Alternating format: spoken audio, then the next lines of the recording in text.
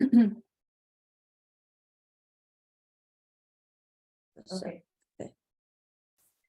Ya comienza. Starts. Okay, so we're gonna move on and start today. We're welcoming everybody that is joining this webinar, and welcome everyone for the seminar series of Corruption and Impunity, session 4 on control and prosecution of corruption and within criminal networks. This event is organized by the Center for Mexico and Central America in the Institute of Latin American Studies at Columbia University in New York, and the Legal Research Institute at the National Autonomous University of Mexico too. And the goal of the seminar is to explore networks in order to describe vast ecosystems where relationships and instances of crime and corruption takes place. The series seeks to tackle the interdisciplinary challenge to discussing issues related to impunity with the aim of contributing to the definition, measurement, modeling, and control of this phenomenon. In this session, we will delve into an anti-corruption measure within criminal environments by examining the case of Guatemala. This case is considered paradigmatic because it focused on targeting illicit networks and promoting state-building objectives. The existing network analysis has been employed to demonstrate the links between corrupt activities and various forms of criminality, making it a significant case to explore. And for those who are joining us for this seminar series for the first time, we will begin with an initial round of intervention from our speakers, followed by a second round for elaboration of ideas and discussion. And then we will also incorporate comments from Q&A section during this time. So please take a moment and kindly utilize the question and answer section on this platform to formulate your queries. So with this, I will give us very, very brief small word about our speakers in this wonderful lineup that we have today, and then I will give the floor to the first speaker, which is Harald Baxenecker. He lived in Guatemala for 20 years, where he was working on issues on peace and state reconstruction, and he is the author of the study Impunity and Illicit Networks: An Analysis for their Evolution in Guatemala, was published in 2019 by the Myrna Mack Foundation and the International Commission Against Impunity in Guatemala. He's currently a PhD student in Masaryk University in the Czech Republic. And then we also have Juan Francisco Sandoval Alfaro. He is the former chief prosecutor for the Special Prosecution Office Against Impunity, the FESI, from September 2015 to July 2021. He was also instrumental in the investigation and conviction of the former president, Alfonso Portillo, and 2 ministers on charge relating to money laundering and the embellishment of $15 million. And we also have Professor Susan Rose Ackerman. She is Professor Emeritus of Law and Professor Emeritus of Political Science at Yale University. She is an expert in political corruption and development, administrative law, and the nonprofit sector and the public sector, and also in federalism. Her book, Corruption and Government Causes, Consequences, and Reform, published with Bonnie Palivka in the second edition, has been published and translated into 17 languages from the first edition. And for any of you who has ever read anything about corruption in academic literature, Professor Rose Ackerman is one of the most quoted authors. And we are very, very happy to have her today here.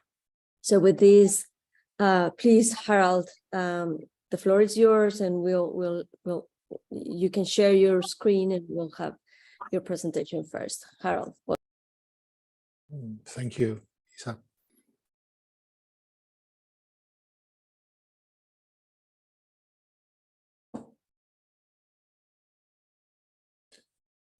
Well, La vemos. We can see your presentation, I think. thank you.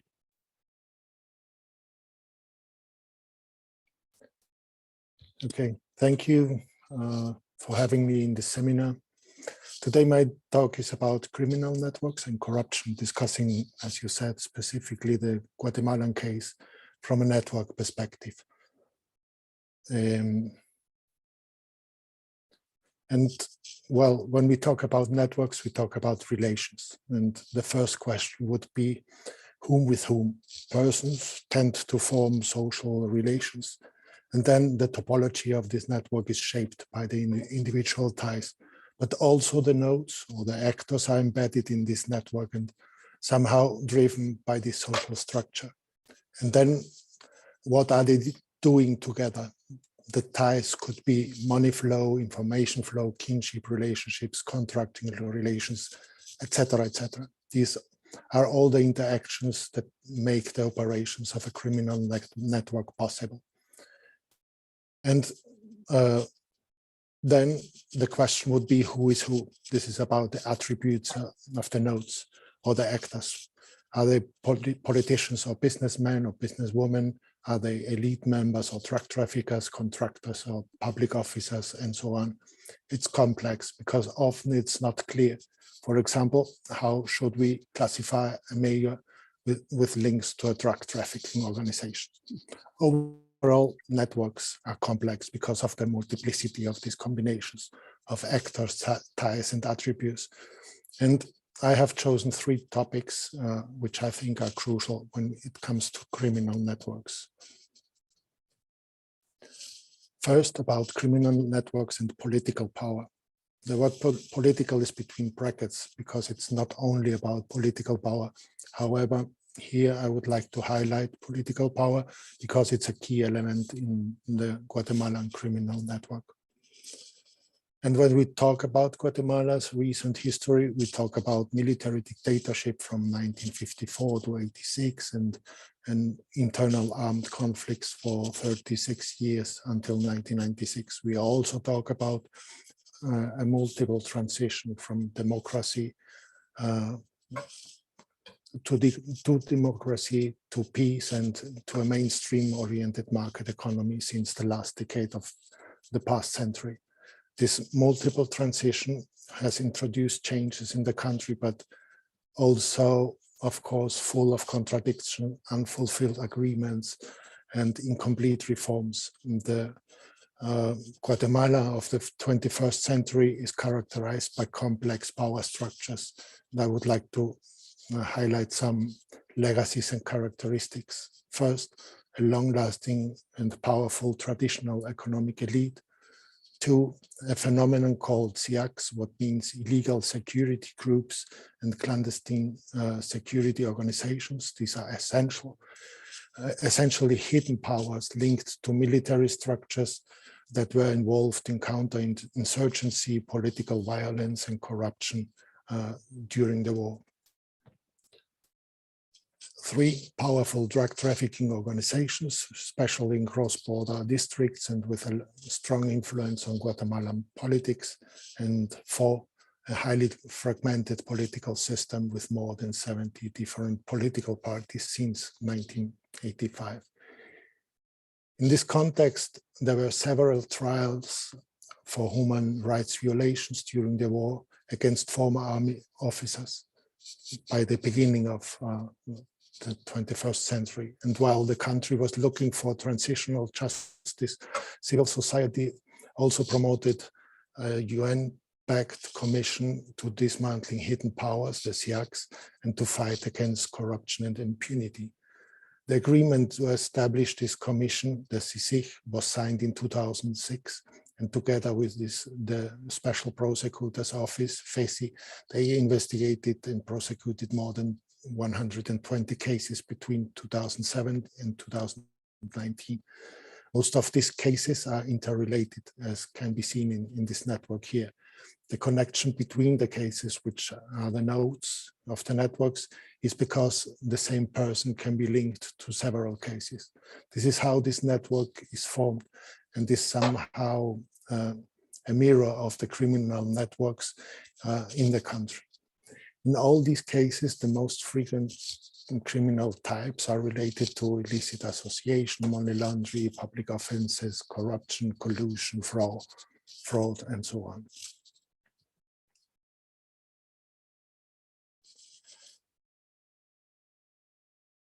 And here we can see the network of the Perez Molina government from 2012 to 2016. Perez Molina, who is a former officer of Guatemala's army, and he founded a political party called the Patriotic Party in 2000. It's important to mention somehow that the process of getting political power is just as interesting as the process of holding power. However, here we observe the network of President Molina's government between 2011 and 2015, more or less, based on information from 8 court cases.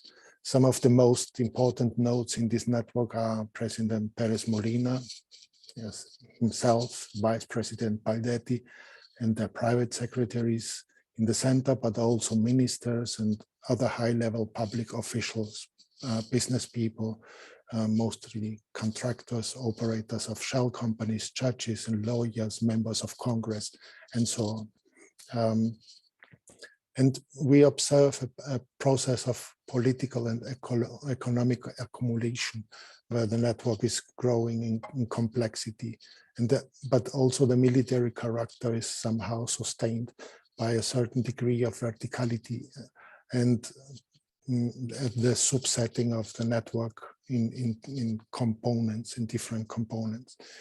So the verticality and the concentration in the network can be observed in the form of a high concentration of decision-making and resources in the main power actors, but also can be observed and measured in network terms. For example, in the degree distribution and the centralization in the network. These are basic measurements to understand the network structure, where an uneven degree distribution and the high network centralization mean basically that a few nodes have many ties, and most of the nodes have a few ties. But at the same time, we can observe a certain degree of political and operational separation in different areas of the network. So we have a centralized network, but also, and we can here see a slightly different representation of the same network. We have clear, or more or less clear separation of different network components. Here we can observe 2 big components, the components around the green nodes, that is the main political economic network, and the smaller component around the blue nodes includes the high-level operations of the line, that is a large-scale customs fraud scheme, and on the other hand, also a complex money laundering scheme here in this second component. While the green component was publicly visible, the blue component remained largely hidden. In network terms, we can here speak also about a core periphery structure. We would have here 2 cores, a green core and a blue core with its peripheries, each component. And in that way, somehow power is protected in this form of compartmentalization, hitting an important part of the illegal operations here in this second and smaller component, interconnected always in a kind of weaker way with the main component, the green nodes. But who holds power in such a network? Is it a question of network position? Is it a question of node attributes or a question of the outcomes of the network? I want to compare 3 nodes as an example. Node 1, it's the vice president. She has many ties and is in a very central position in the network, publicly exposed, and apparently received a large share of the rent in the network. She's still imprisoned and faces several charges. Node 2 is an operational mastermind of the money laundering structure. This node has few relations, but is bridging between 2 components. He's a non-public figure, and apparently he got a relatively small share of the rent, salary, basically. He accepted charges and then testified for the prosecution. And node 3 is a long-standing operational mastermind of the line, the customs fraud scheme, and linked to old military intelligence structures. Apparently few relations, but he is in the center of one of the components. And he is also a non-public figure and presumably received a medium-sized to big or large-sized share of the rent. He's fugitive and has not been imprisoned so far. So here, I guess there is no clear answer to the question who holds more power in the network. We could say that the central node is the most powerful, although the hidden power seems to be also in a powerful position.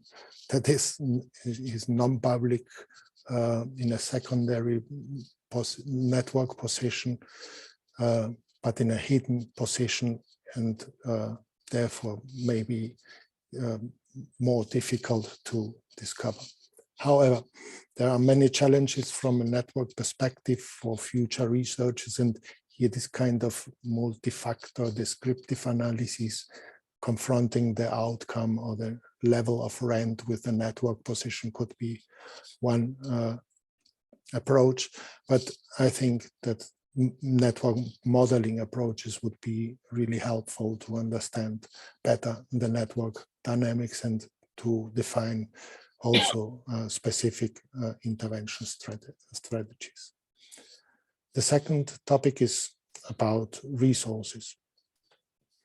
Again, back to the network of Pérez Molina's government, we have here this vertical and centralized nature of the network, and that was also sustained in a kind of inner circle of trustful actors, including several ministers, the defense minister, minister of governance, the public works, the energy and mines minister, and so on. And here, the centralized power can be observed in the money flows. In a case called cooperacha, that means somehow cooperate to buy something. And it shows how President Pérez Molina received birthday gifts worth over $4.5 million from this inner circle of political power. This money cannot have any lawful origin. So it shows this money flow from this circle. And I think that these resource flows in the network can be understood as a kind of self-organizing system with some basic rules. Each high-level broker got a domain. For example, each member of this inner circle controlled his own ministry and had to pay part of the illicit rents to the superior power, the president in that case. This system was also implemented down to lower levels. Each minister received part of the illicit rents produced in his own domain, while the lower levels received a lower share of the rent. And so on. It's clear from CSIC's and FESI's investigations that rules and quotas were established for this self-organizing system of rent extraction and rent distribution. And according to the prosecutors, it was not a government whose members committed isolated acts of corruption, but a criminal mafia structure that had co-opted the power via elections in Guatemala.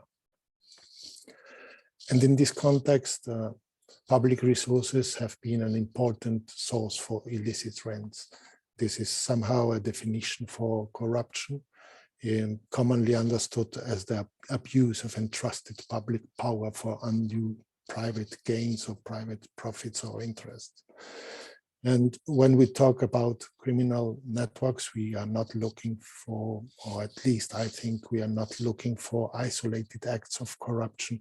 It's more about this systematic and ongoing interaction, complex interaction between public and private actors in order to capture resources and rents.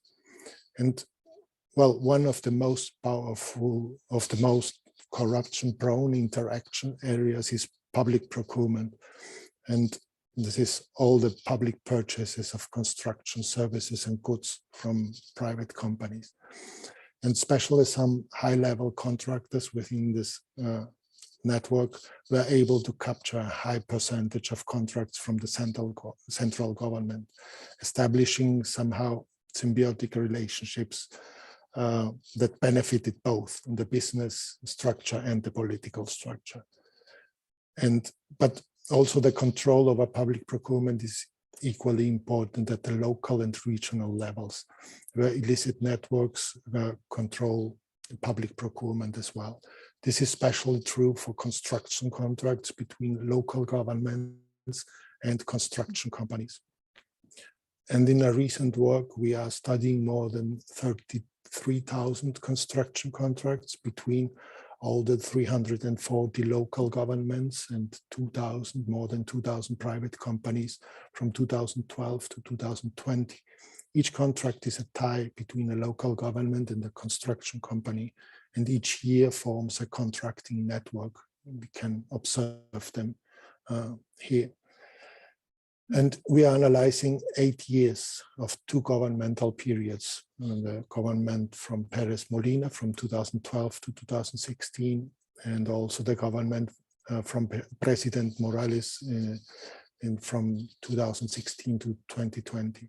And we use a modeling approach, a stochastic actor-oriented models to study the network evolution. And we are finding clear signs that political influence, collusion, and concentration, spending concentration during both governmental periods persists.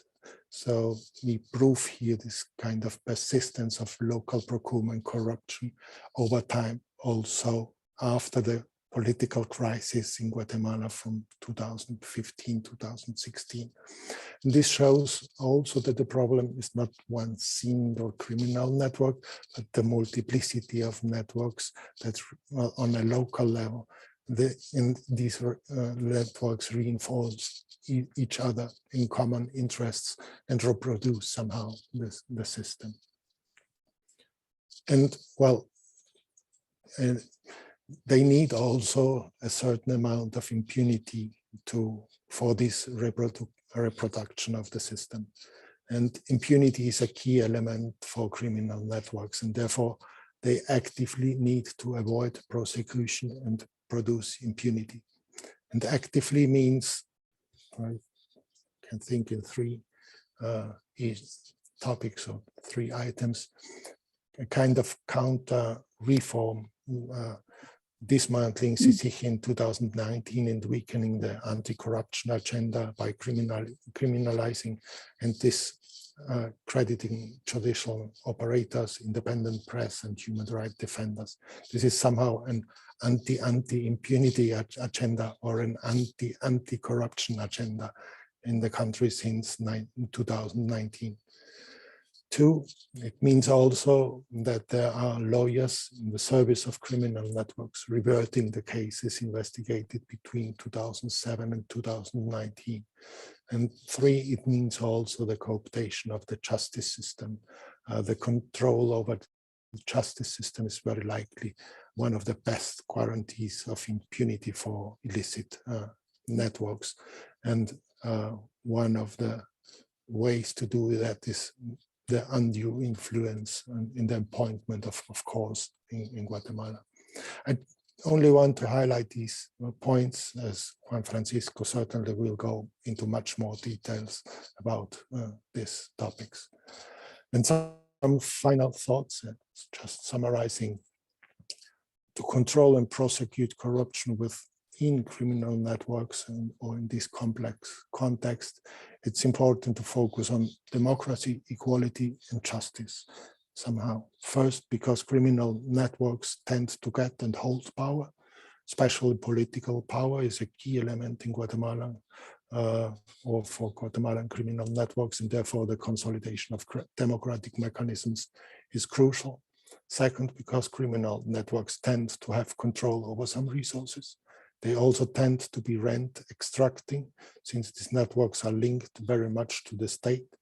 In other words, rather than producing wealth, they tend to extract public resources for their own benefit. And third, because criminal networks tend to produce impunity actively.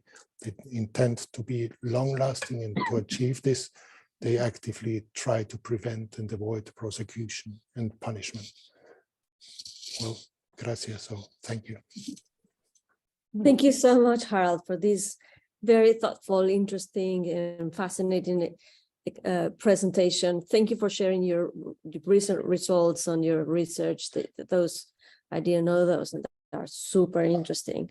And they're going to give us a lot of material to discuss, and we will now give the floor to Juan Francisco, who was on the ground prosecuting all these networks in practice.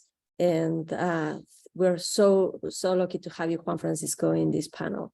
Welcome. He is going to present in Spanish. I am going to put a very, very rough and quick translation that we made of his slides in the chat of this webinar. So please follow through there too. Juan Francisco, bienvenido. Te Muchas escuchamos. gracias.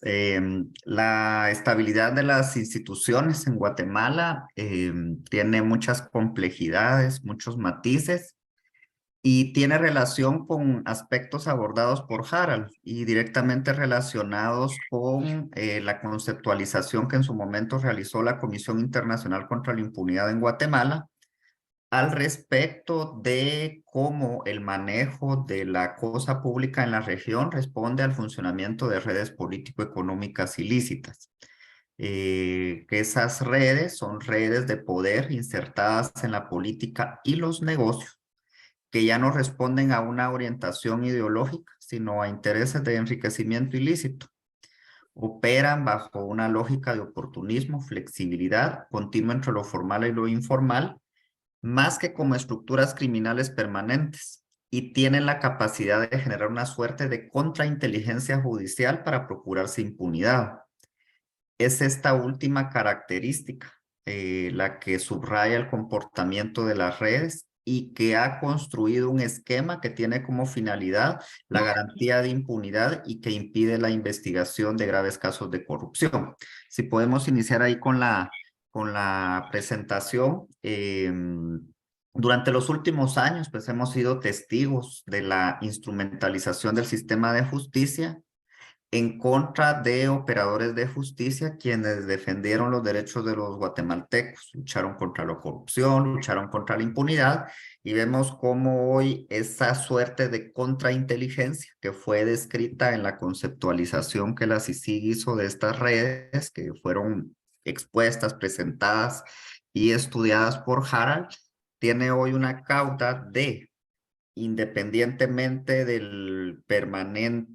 la permanente persecución de líderes sociales, de comunidades campesinas, donde existe industrias extractivas y las comunidades se oponen a las mismas, de operadores de justicia de primera línea, 29 por lo menos hoy se encuentran en otros países, más los 10 que se encuentran actualmente procesados en Guatemala, y tenemos la desdicha, el infortunio de que, por ejemplo, hoy Virginia La Parra está cumpliendo 1 año de detención y Samari Gómez continúa también en prisión preventiva.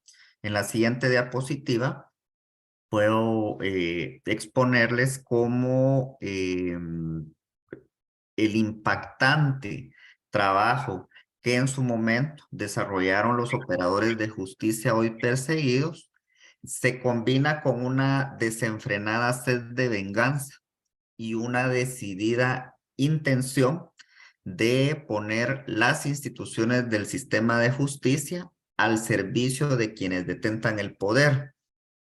Constituye una amalgama, una combinación perfecta que explica una serie de decisiones arbitrarias en el patrón de actuación para deslegitimar a valiosos profesionales cuyo pecado, cuyo grave error fue prestar sus servicios para que la justicia llegara a todos.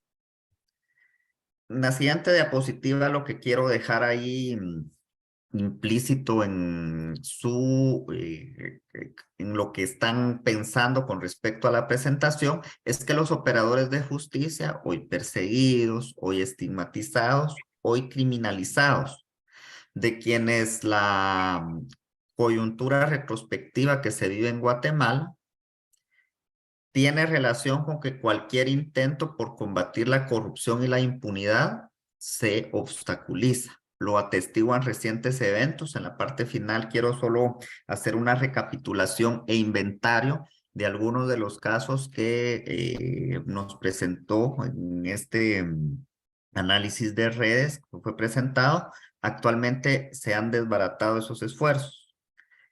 Con esto, con lo que está ocurriendo, con esta suerte de contrainteligencia puesta en práctica por estas redes, se ha tenido un doble efecto.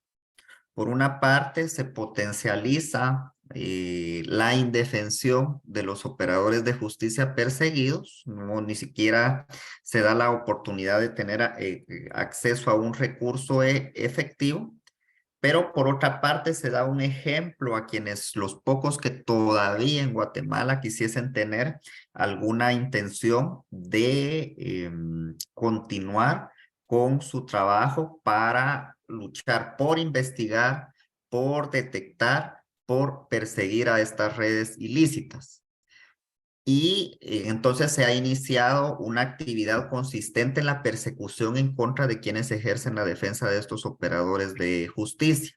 Es decir, esto el mensaje que está transmitiendo es: nadie puede investigar, nadie puede perseguir, nadie puede juzgar casos de gran corrupción, pero además de que quien se anime o se atreva a tratar de investigar a estas redes, tampoco va a poder ejercitar en forma efectiva su defensa.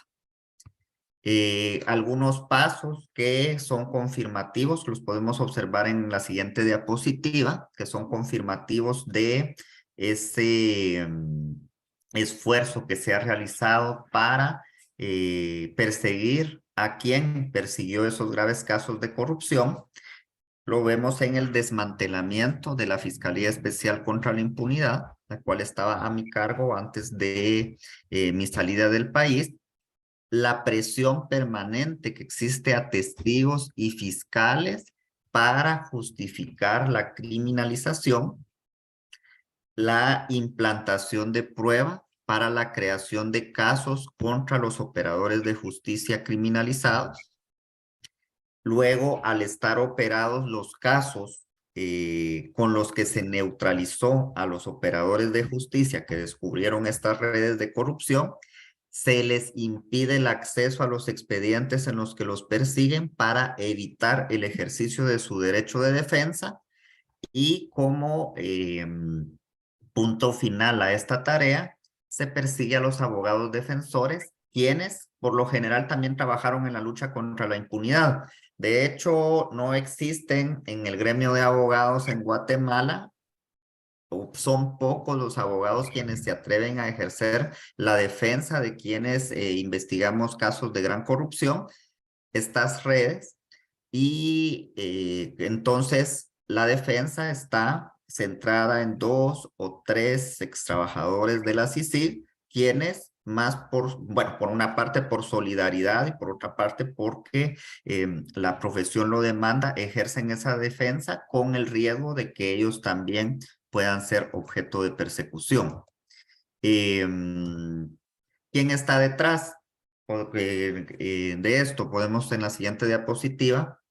Lo que quiero externar y dejar documentado es que la radicalización de las acciones que ha emprendido el Ministerio Público en estos tiempos no corresponden a acciones aisladas, sino constituyen la respuesta de los poderosos para atacar a todas aquellas personas cuyas acciones permitieron ver a la población cómo el Estado se puso al servicio de algunos guatemaltecos, quienes sin ser de mayoría han hecho de Guatemala por siglos su finca.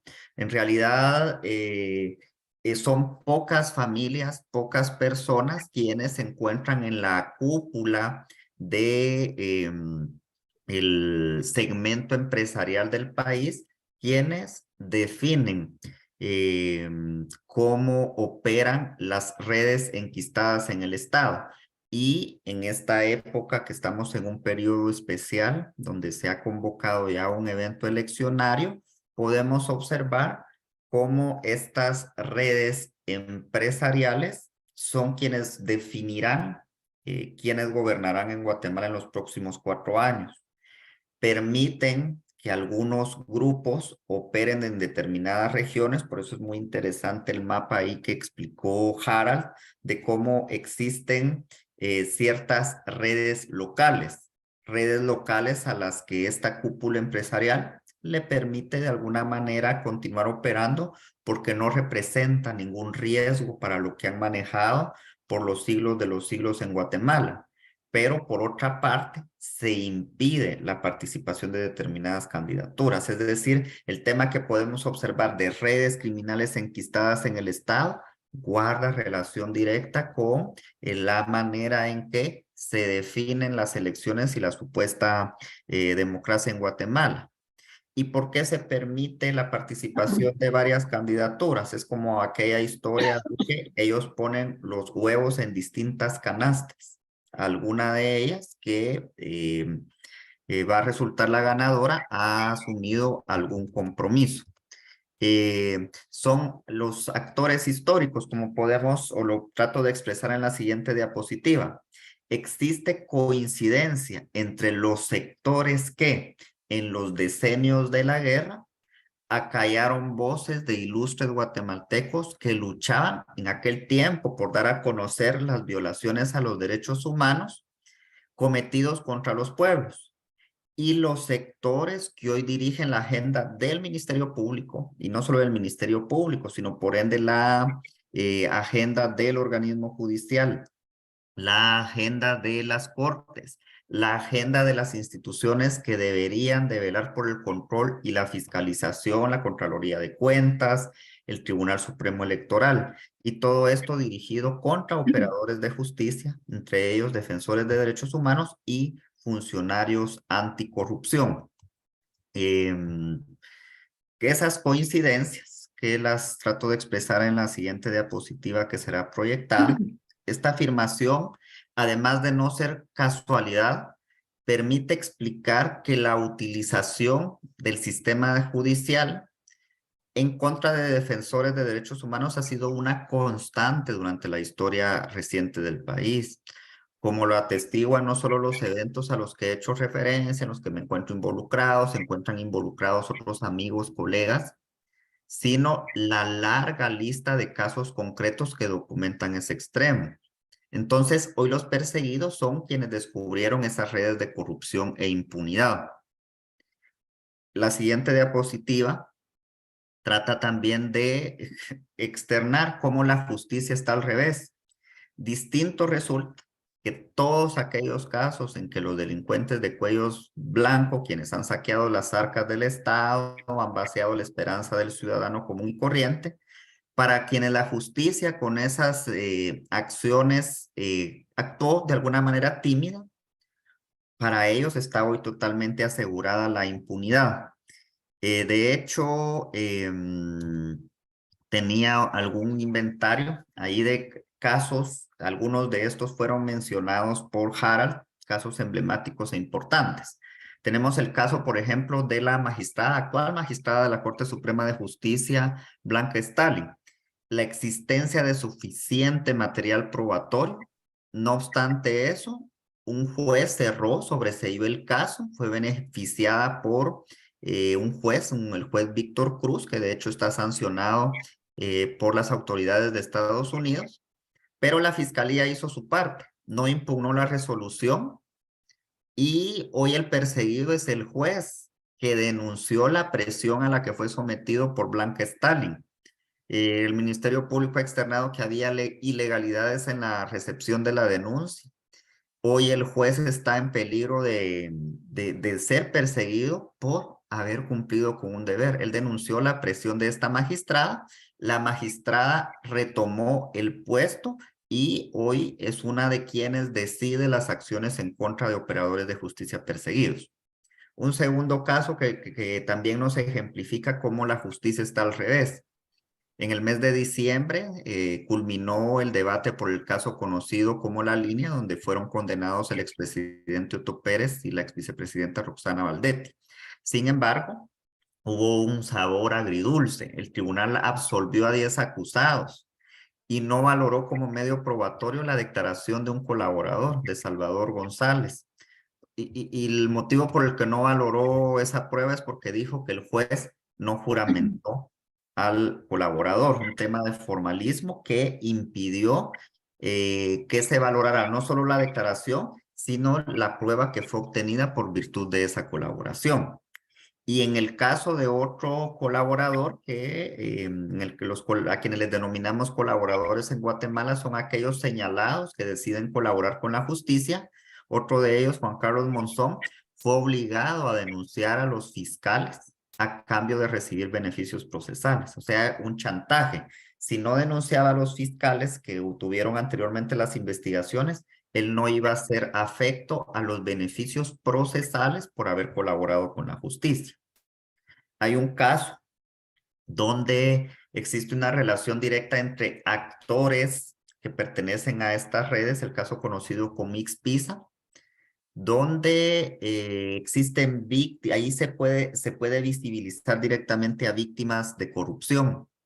Y resulta que, pese a que en la primera instancia se obtuvo una condena, en apelación, la sala de apelaciones revocó las condenas. Sin embargo, el Ministerio Público pudo haber continuado impugnando para obtener justicia en ese caso. Sin embargo, una unidad del Ministerio Público que se llama de impugnaciones no subsanó un defecto en un recurso que había planteado. Muy posiblemente fue en forma dolosa y aquí cobró firmeza la absolución en favor de los acusados.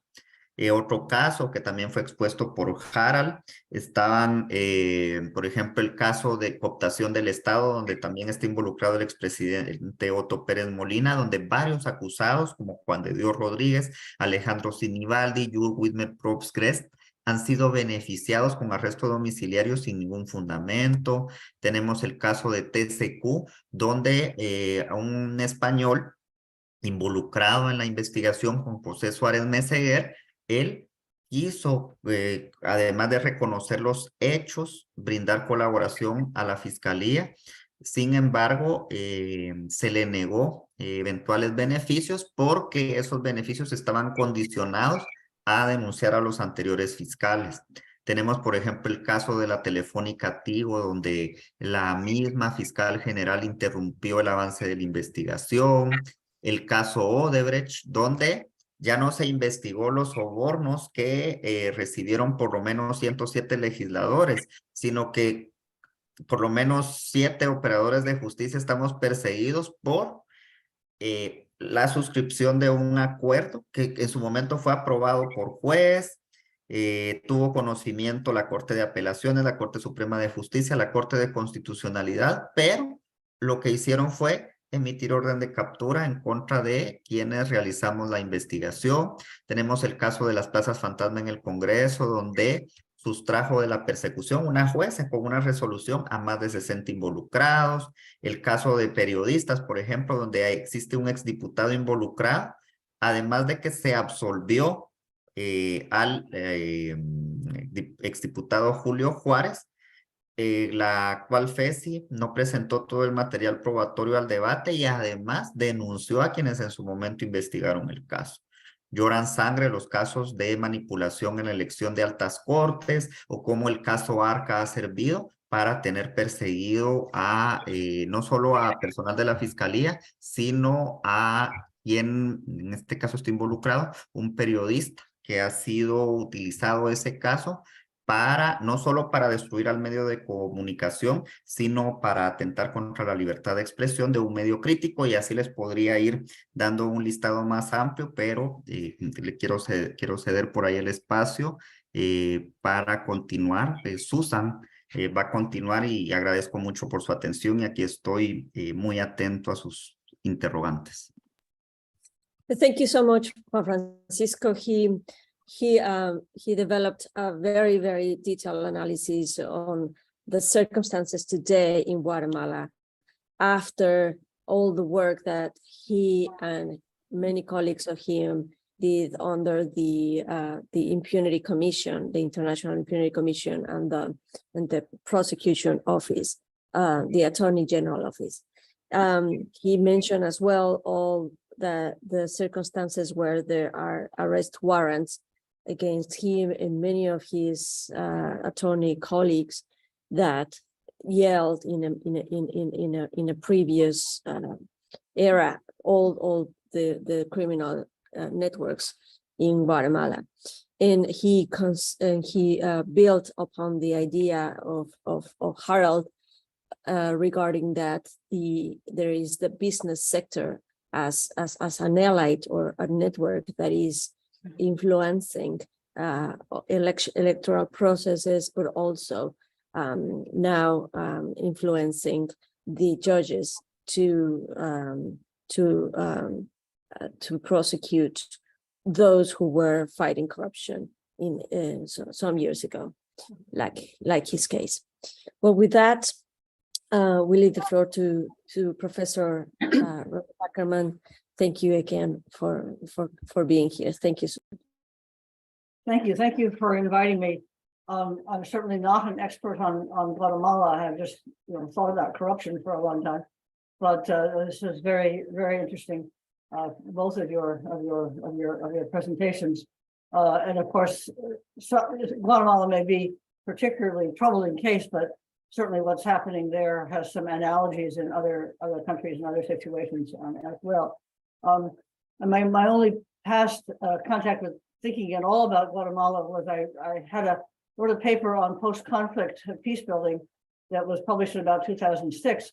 And one of the case studies was Guatemala, simply because I was taking advantage of having a wonderful student who'd spent several years there, and I did some quite detailed work on what was going on there. And we were looking at post-conflict in several different countries, and what I think Harold mentioned before, one of the key factors about the Guatemalan case is that it's the same old elite that came back in power. And in spite of the promises in the agreement that were supposed to be helping people of low income and poor and indigenous backgrounds, much of that didn't happen. So there was obviously a problem with that transition. Maybe it couldn't have been avoided, but you are showing it continuing to have an impact. So I think I want to talk a little bit about just the relationship between organized crime and politics, in which you can certainly imagine, and it's true in many countries, there's an antagonistic relationship between them.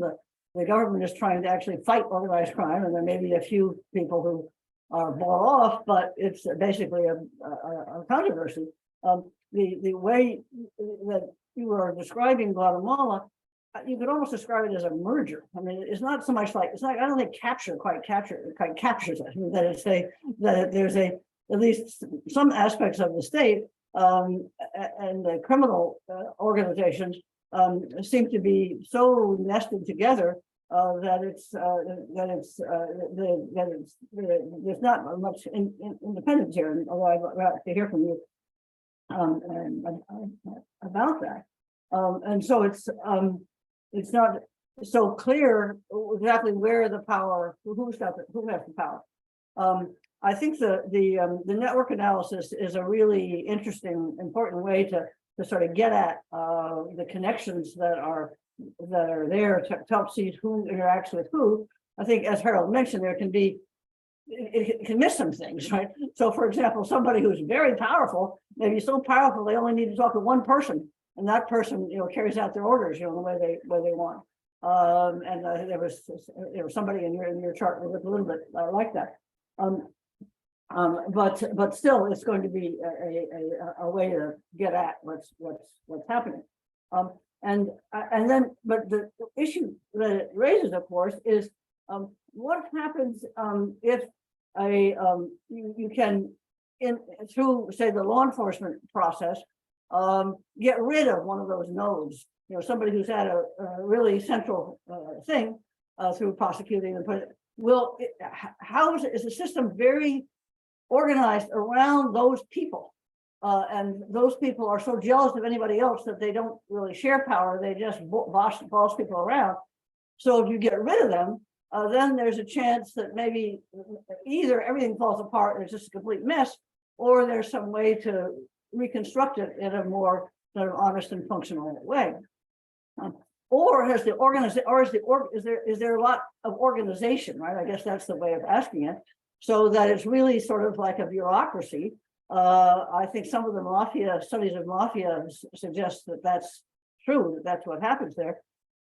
So that although there's a person at the top, or people at the top, it's not so dependent on the personality of the sort of ruthlessness of whoever it is that's in the middle, and that it's important, again, at the top, right? And it's important to understand that if you're trying to think about moving from a system where organized crime is very important and embedded in the state to something else, what are you going to get from cracking down, right?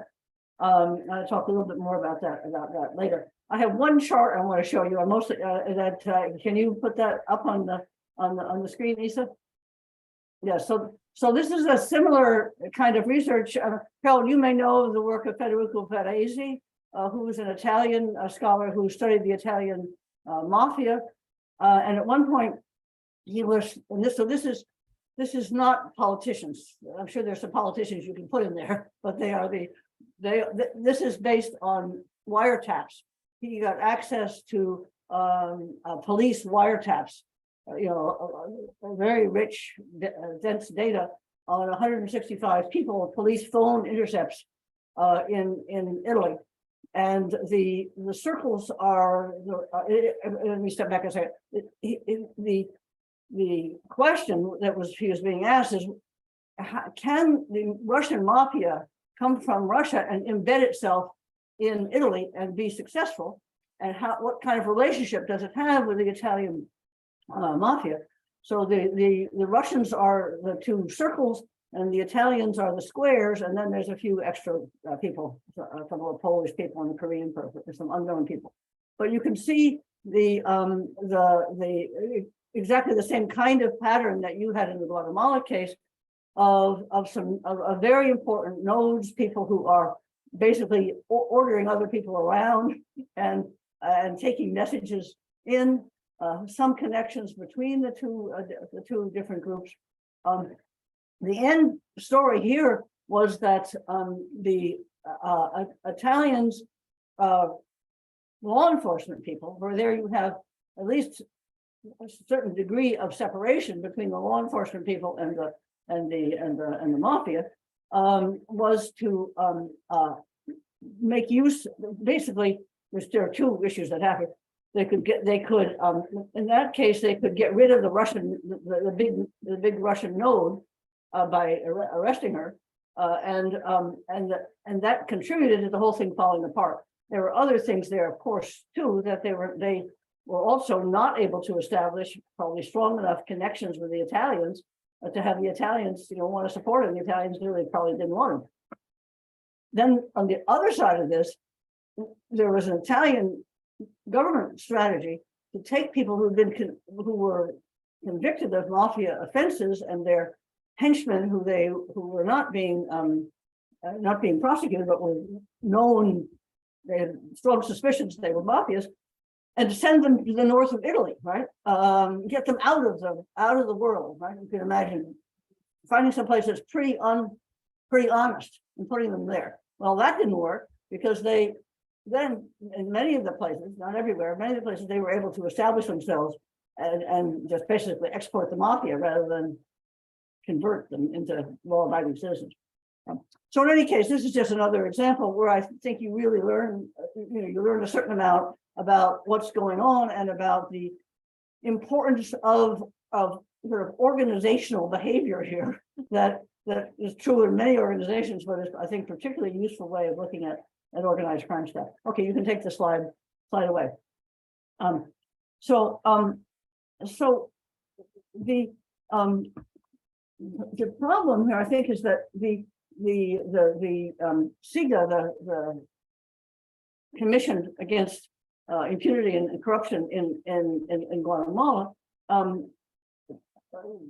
they were trying, I think, not to be too well, probably they didn't have a choice, but they're trying to not say they weren't coming in to have the actual authority to do the prosecutions. They had to work with the Attorney General in the country and the prosecutors, and so there was partly a model that what was missing was expertise. If you taught people better, how to carry out these cases, then maybe things would go well, and probably that had some effect. There were a whole bunch of cases that were being brought, but of course part of the problem is they began to get closer, to people that had a strong amount of power, and we began to get this pushback. So it's this one of the, I think it's probably an obvious lesson of this is simply reforming the criminal justice system is not going to be sufficient. I think Guatemala is an especially difficult case, but I mean, you have to look deeper at the way in which the state is actually operating to deliver services, to interact with ordinary people at that level, and not just, especially in this case where it looks like it's not sufficient to just chop the guys off at the top. It reforms itself in one way or another. So the thing I want to spend a little bit of time talking about is the relationship between Guatemala and the United States, because this, I think, needs to be understood as contributing to some of the problems in this part of Central America.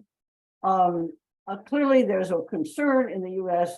of migration of people who are poor, disadvantaged in all kinds of ways into the U.S. And if you read the rhetoric, it's not rhetoric, in the fact sheets, the press releases from U.S. government over time, there's a big stress on migration as the basic, reducing migration as the basic domestic aim of these, domestic U.S. aim of these policies. And this has been over several administrations, but you have several things happening in the Biden administration over the last couple of years, where Kamala Harris has been the point person here for it, that is trying to develop public-private partnerships in the development of Guatemala and other Honduras and El Salvador, the sort of northern part of Central America, and these are troubling. I mean, they're full of nice language about promoting the economic development of people who have low income, and women, the people who are disadvantaged in various ways. and about anti-corruption and good governance of having to be a piece of these things. But I think it's partly the question for the others of you on the panel. You're supposed to take that seriously. How would you do it, right? And of course, a piece of it, they're trying to involve the private sector, the U.S. private sector. Now, that may be helpful because to the Guatemalans, because to some extent, the U.S. private sector is worried, not just because they bring money in, but because they are worried about the Foreign Corrupt Practices Act in the U.S. There's some, deterrent effect there, especially when you're working through a program that is being presented by the administration. But it's very, very vague language. And the thing that struck me, there was a press release that came out just on February 6th, right? So this press release came out just 2 weeks after the Guatemalan government brings cases against a whole bunch of people who were involved in the anti-corruption effort. Of course, many of them are, for example, the ex-attorney general is in Washington, D.C. herself, and the other guy is the defense secretary in the new Colombian government. But it's a pretty dramatic assertion by the existing government of their aggressiveness with respect to basically take revenge on people who had been part of that earlier effort. This is not mentioned. So a couple of weeks later, you have the U.S. talking about how yes, we're going to be anti-corruption, good government, but I cannot. I understand the politics why you don't do it, but I'd say it certainly needs to be. You people who know something about the way in which the system works, and I'm sure there are people in the U.S. who do also. The U.S. government who do also. It needs to be a piece of the discussion about what's plausible. I mean, the last thing I would hope you wanted is a lot of money, a public-private partnership, which is simply facilitating the extractive activities of the existing government, providing maybe a certain number of benefits. I just end with it. There's an image which is attributed to a guy named Harberger, a famous economist, who was talking about carrying ice cream across the desert to people who are really in need of something to eat, on an oasis. And how fast does the ice cream have to melt for it not to be worth it? You are, you're presenting a concern about Guatemala, that so much of it's going to melt that, and it's worse than that, right? It's not just that it disappears, it's that it creates harmful situations in the country. So I hope that some of the information that you guys have gets put into the mix before we just throw a lot of effort and energy into something that won't work, and to think about whether there are, and instead of just the negative stuff, is there some way to think about positive things that actually would be helpful going forward. So thank you, and I've learned a lot from this seminar. Thank you. Thank you. On the contrary, Professor Rose Ackerman, for your kind comments. I do think that we could continue the second session with the discussion with these questions that Professor Rose Ackerman was posing, precisely on how to control, how to dismantle these networks, not only in the models but also in the practice. So I've always wanted to ask you, Juan Francisco, did you have access to these kind of studies? Like, would you act differently if you had this information as a prosecutor? Would you have it? Would you find it useful? And then also like a big field of future research that we need to pursue, coming from Professor Ackerman's comments, are the international influence in these networks, either economically and politically, and that is something that Harold and I and other colleagues studying corruption networks also take into account that we have a huge challenge to go internationally, because groups are fueled and are interconnected with other networks around the world. And Can I just add one more sentence? It's not just about dismantling, it's about creating things. If you just dismantle, you just get a mess, right? I mean, there has to be some, you just get anarchy. So how, right. The flip side of it, right? Okay. Yeah, so how do you create an alternative order, perhaps, right? Like an organization that works in a good way, perhaps. So Harold, why don't you take on this time? We expect complete answers from you here. Okay. Yeah, he looks like he wants to talk. Yeah. Yeah, I'll try. I'm always quite pessimistic when it's about how to dismantle or how to create something new. Although I think in my role, let's say, of a networker or a network analysis, I would say that the use of different sources of information, like procurement or interlocking directorates or this kind of bigger data to understand phenomena in a different scale at the scale of the case or past cases, prosecuted cases, that would be a kind of approach that allows us to somehow prevent, see forward, and maybe control better and prevent corruption or this network building. I guess it's still a long way to develop somehow these models and methods, but out of my experience with the procurement data, I think you can read there a lot of not only contracting relationships, but also really power relations.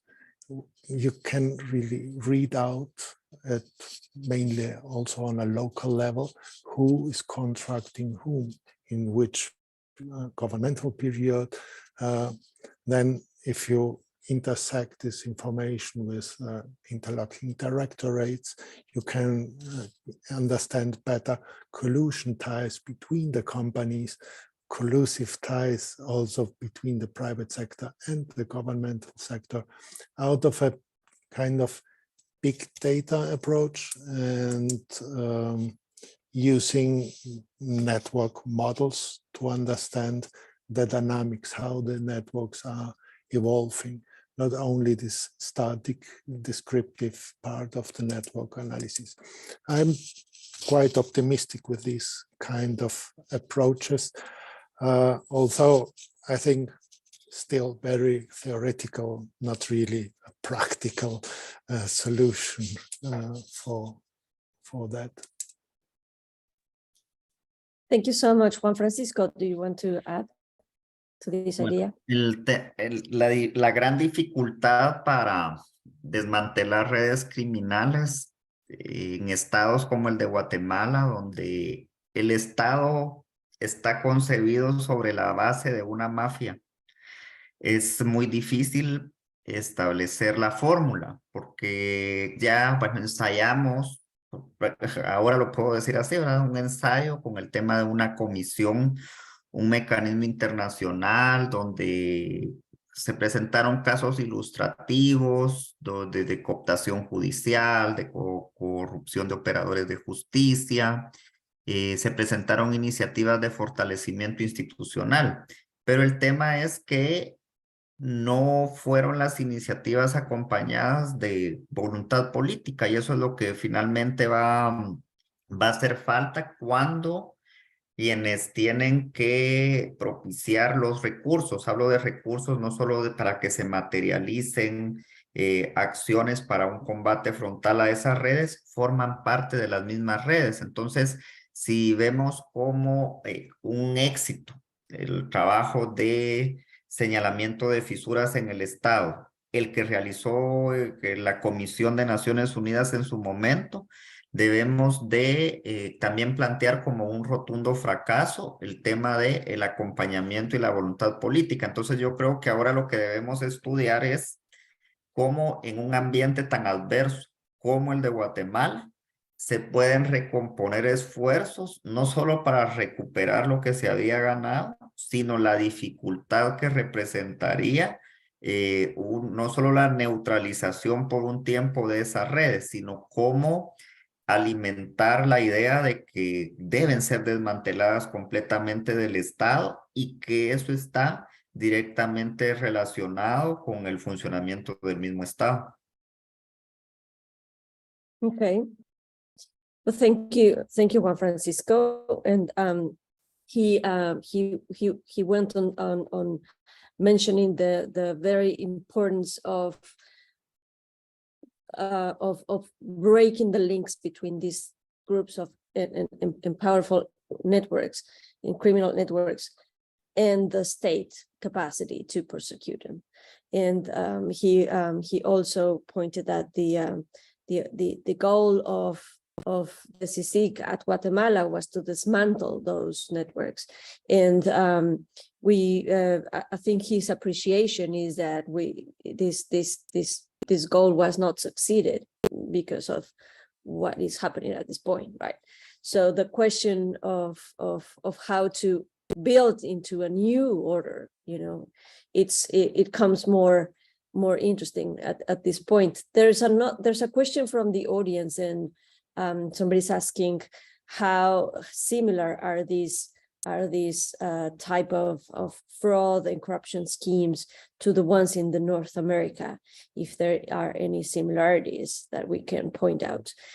Susan, I don't know if you want to take on this for the last round of comments.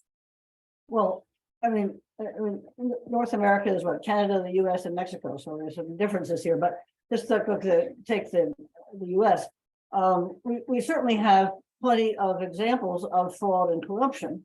And there certainly have been, particularly at the local level, there have been plenty of historical examples and some more contemporary of state and local governments that have probably not quite at the level of intersection between violence and corruption that you're describing in Guatemala, but of what you could call capture, you know, there, and you can find plenty of examples like that in American history of cities being basically taken over by groups that are enriching themselves. There are, I think, one interesting set of situations are the cases where you see transformation, right?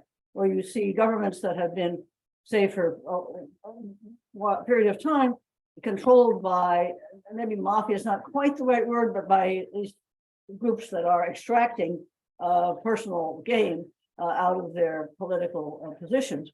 And the examples, there's a couple of different versions of it.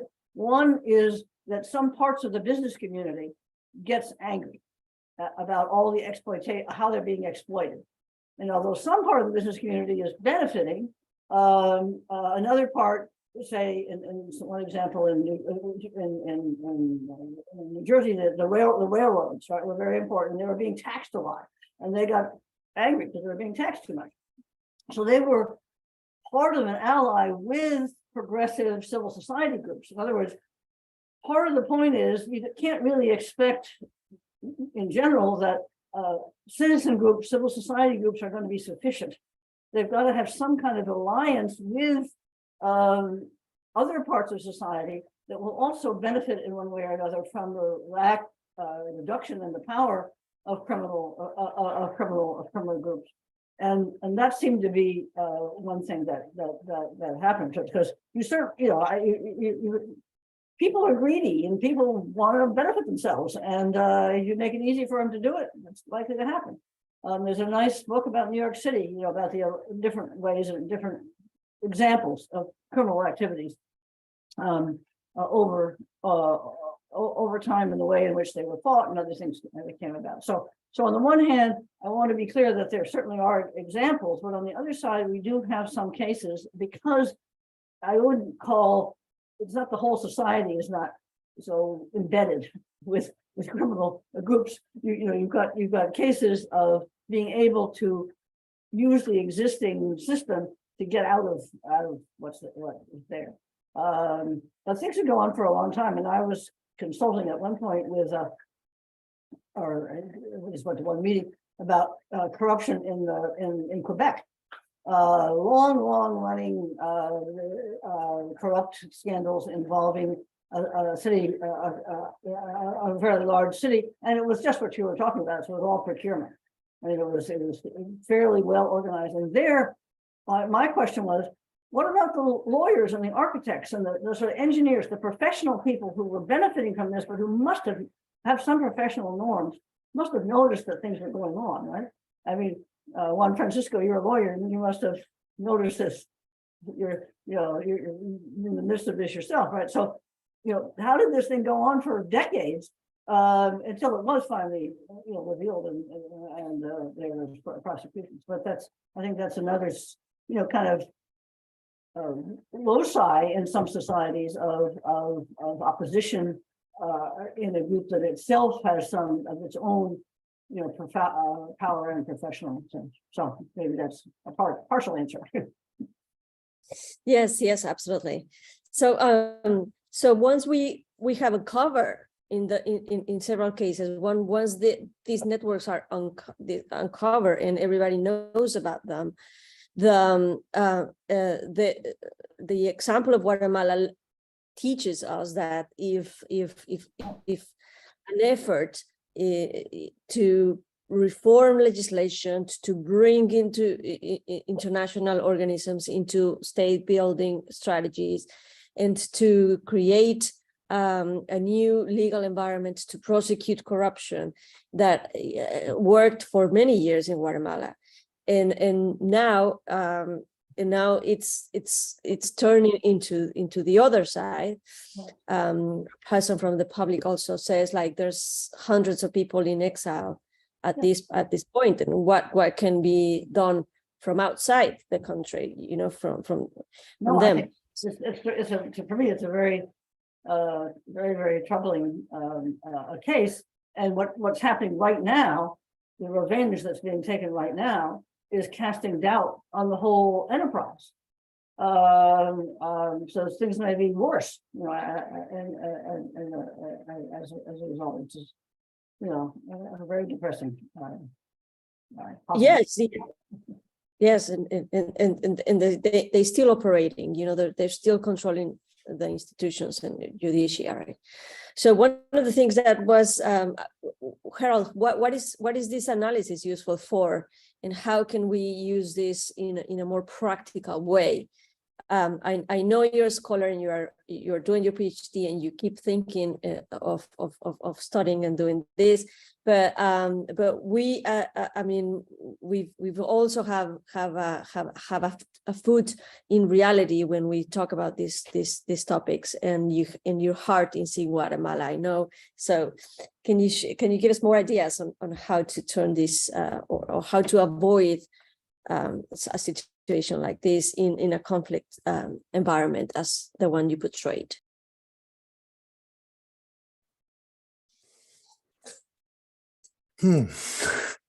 Well, I guess it's exactly not about to extract a single node, a single central node from a network, and this has been somehow an approach mainly to drug trafficking organizations in the past.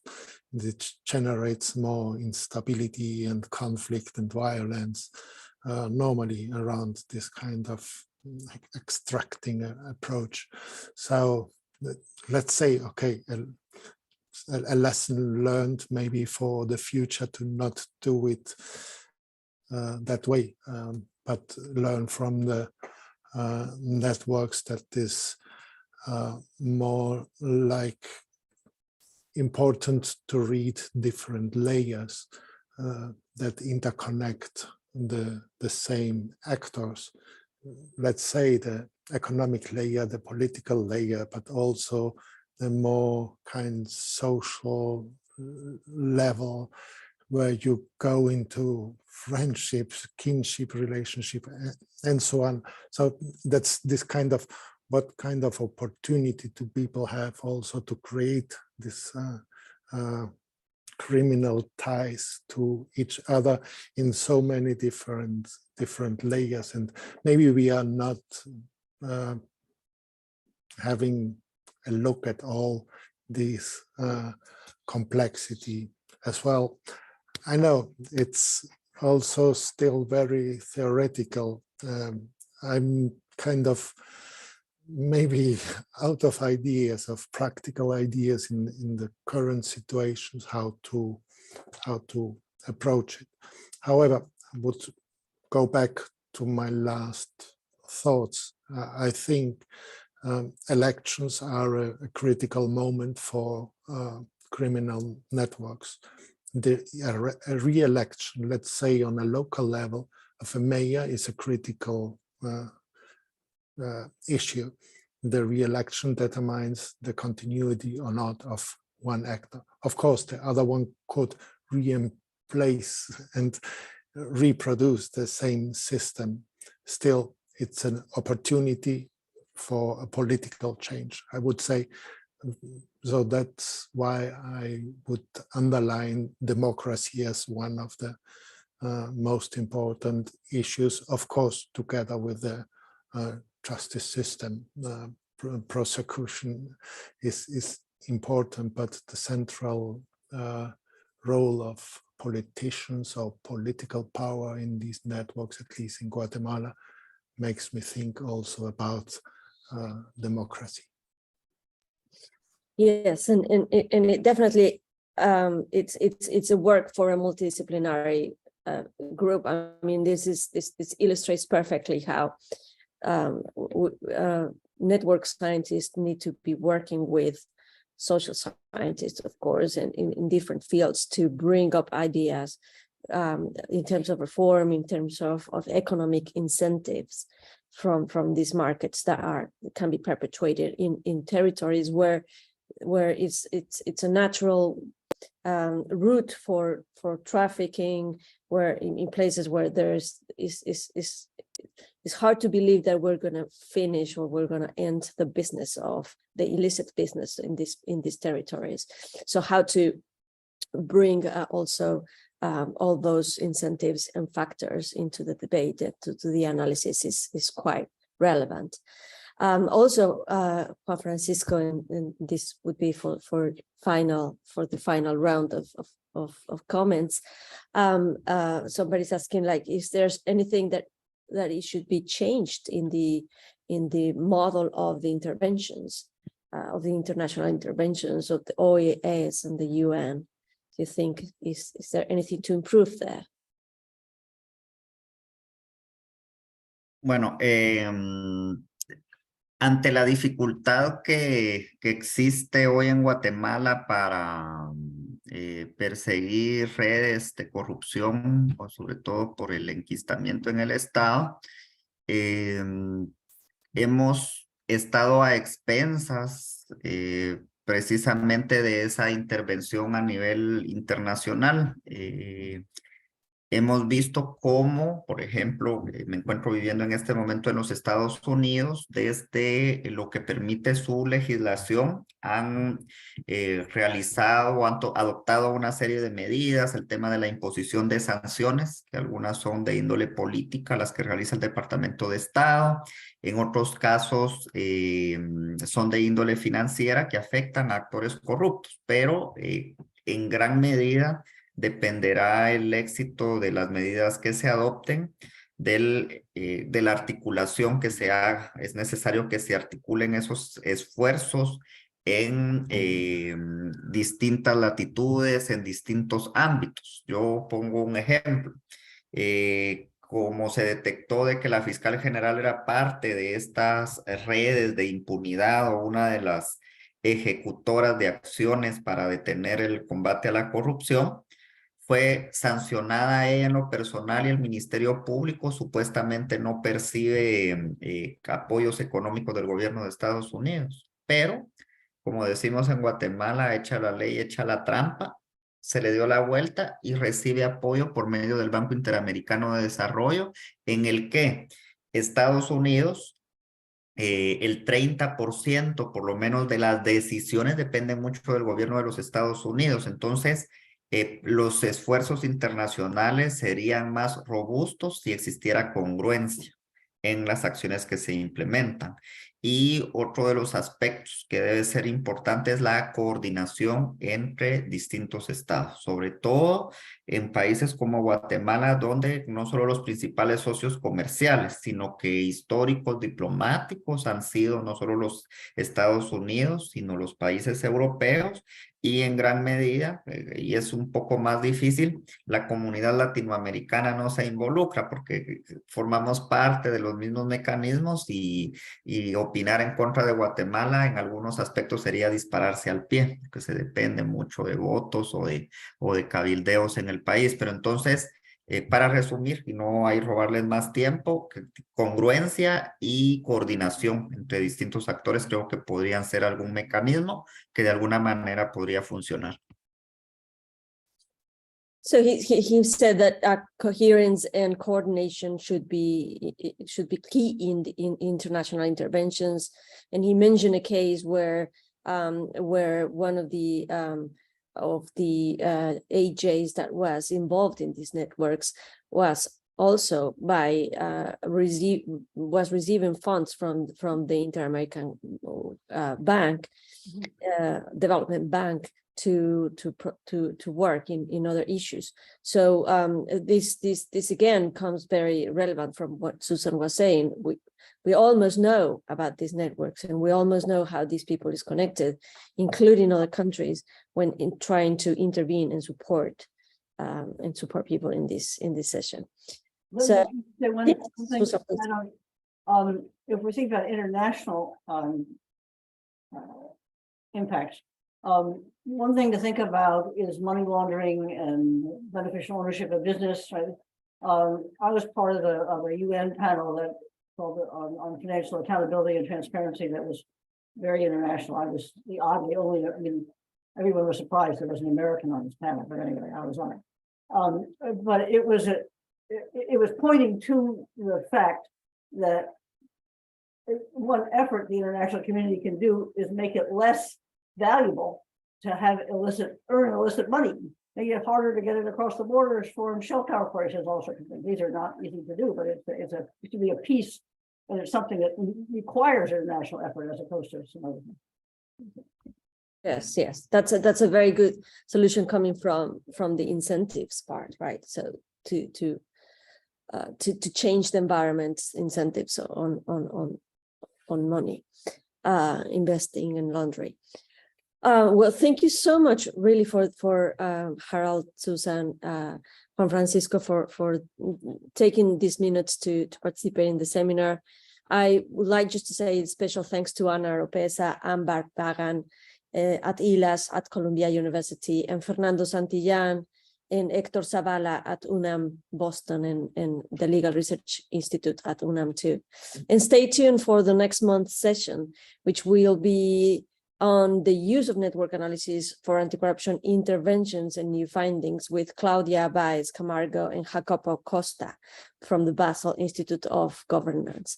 Thank you again for this wonderful session. We will be posting this the session on ILA's Columbia YouTube channel and also on the Facebook channel. Thank you so much again, and thank you everyone for connecting. Thank you. Gracias. Buen día. Thank you.